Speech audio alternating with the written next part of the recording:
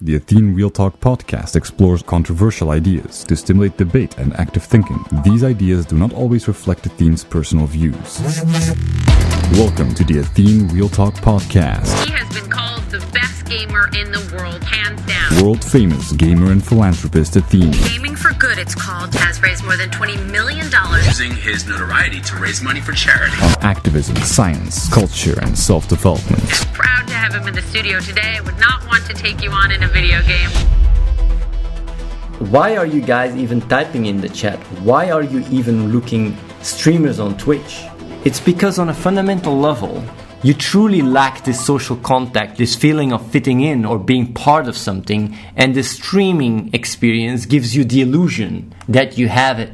You're trying to get away from your inner conflict, from your default mode network of constant inner noise and conflict. And watching something, whether it's streaming or whether it's a movie or playing games, relieves the pain. And when I'm talking about these things, I say how you can fix it. If you truly understand there is nothing wrong with you, that you don't have to fix anything, that every time when you blame yourself or whatever the fuck, it's not because you actually are to blame, but it's just because you have a lack of understanding. And you would actually start listening to the fucking real talk instead. I know it's hard, but you try. You would get so much more out of this. So all these people here, asking these stupid questions. The reason why I'm calling them stupid is because you're not even asking these questions seriously. You don't give a shit. Like, honestly, you don't care about the answer of these questions. You just want a reaction of me. And I'm just saying, like, if you can solve that problem, you are truly free. And the reason why I'm saying this is not to confront you or whatever. It's because I want to help you. It's because I truly care about you. Fix the cause. Athene, what would you suggest to someone who eats too much? Broksena, I would say that you eating too much is not the cause. It's a symptom of you wanting to flee, to escape from who you are. It's just a lack of you appreciating yourself on a fundamental level. You feel like pretending all the time, you can't be yourself, and you hate your true self, or you don't like it or whatever. And that's why you eat so much, because it allows you to get away from the noise that you experience whenever you're just being yourself. You experience so much duality because you constantly ping to your environment, validation, whatever. You just want to eat it away. And if you understand there is no problem with you, you can accept yourself for who you are. Nothing is wrong with you. When people were hating you or whatever in the past, or bullying or whatever, it was merely a symptom. You were not the cause. If you truly understand there is nothing wrong with you, you can start appreciating yourself. And as a result, you fix the cause of your problem. And then you don't feel anymore as much as wanting to eat to escape, because you're happy with who you are. Horzik says, Athene, I applied Good Night for obvious reasons. For a year and a half, I live like a zombie. I don't enjoy my life. I don't like to talk to people. I honestly think people like me are better off dead. What to do? Stop self-pitying yourself to begin with. Reality is you have a better life than most people on the planet, and you're just being spoiled and don't see that shit. Stop taking everything you have for granted. Start appreciating things a little bit more. Also, start figuring out there's actually nothing wrong with you and that there's nothing needing to fix. But you just need to understand that you have to care and be able to be who you are and stop pretending. And doing so will just create a positive feedback loop that allows you to easily see that the entire hole you're into right now just doesn't even exist to begin with.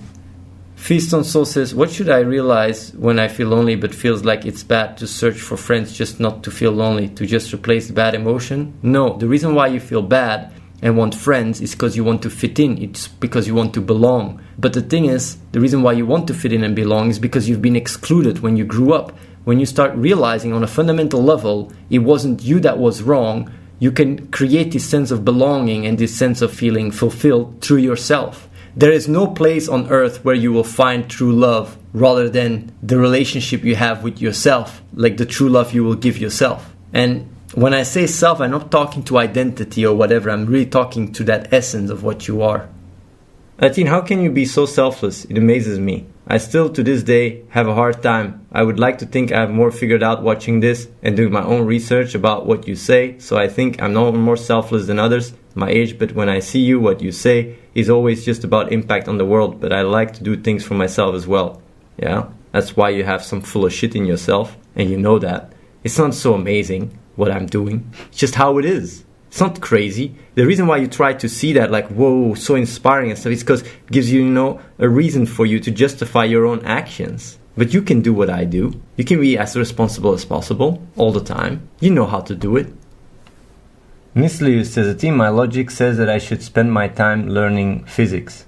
Is that what your logic says? Like, no, that's what your excuses say. You know that you wouldn't be able to learn physics if it wasn't for the situation you're in? Does also your logic say to watch this stream and waste your time playing video games? Don't come at me and try to come up with these things. It's so dishonest. Let me tell you something. No matter what you think is best for the world. And I've had already this conversation with someone else on the stream. And he said like, yeah, I'm into research in immortality. It's the best thing I can do. And I know like he did a lot of fucking research in that shit. Was really well prepared and said, that's not true. There's something better you can do. Even in your world, there's something better you can do than doing research in immortality. And he said like, no, that's not true. I said like, yeah, there is. And he said, what? So like inspiring people to do research in immortality. Because if you by yourself go into it, if you inspire 100 people to do it, you advance so much faster.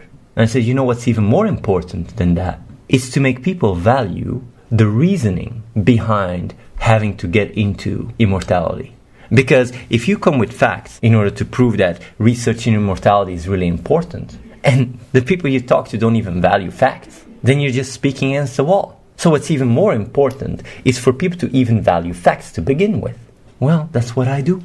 That's what I do all the time on the fucking stream, is making people realize to fucking value reality, to value on a fundamental level logic, and to inspire that in the world. Because if everybody thinks like that and is structured like that and takes responsibility, everything would happen naturally.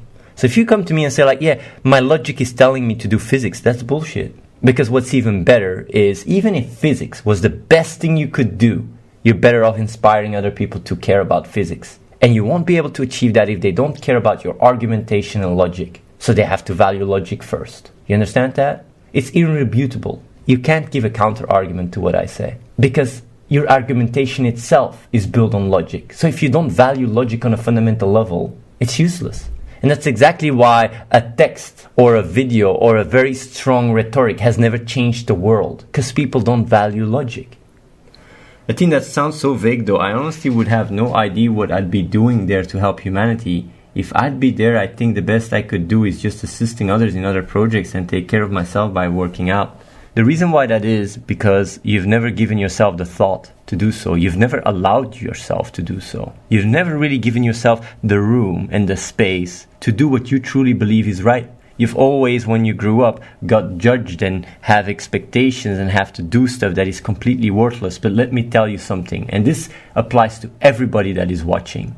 When it comes down to the impact you have in the world, the true impact, not the one where you just go do your 9-to-5 job. I'm talking about your true impact where you do what is right. It is irreplaceable. No one will do it for you.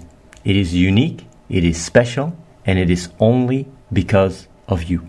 And the moment you realize that, you can't say that you don't have anything to live for. You understand that you have a purpose. Because if you are not doing it, these consequences that flow out of your actions will have never shaped themselves, will have never shaped other people, would have never rippled. And that is something that all of you guys know to be true.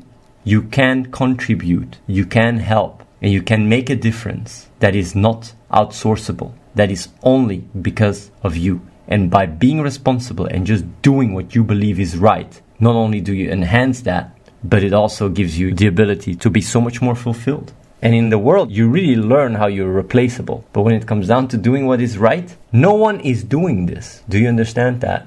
Do you realize that no one is doing it? No one is waking up every day and thinking, how can I have the biggest impact in the world? What you would be doing. Nobody is doing that. If you wake up tomorrow and say like, today I'm going to do this, no one is doing it.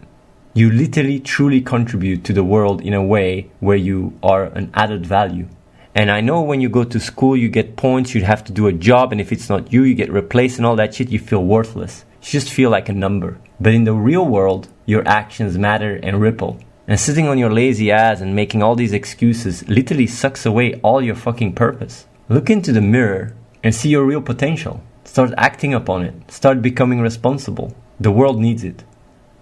Why are we responsible for others? Not implying we're not.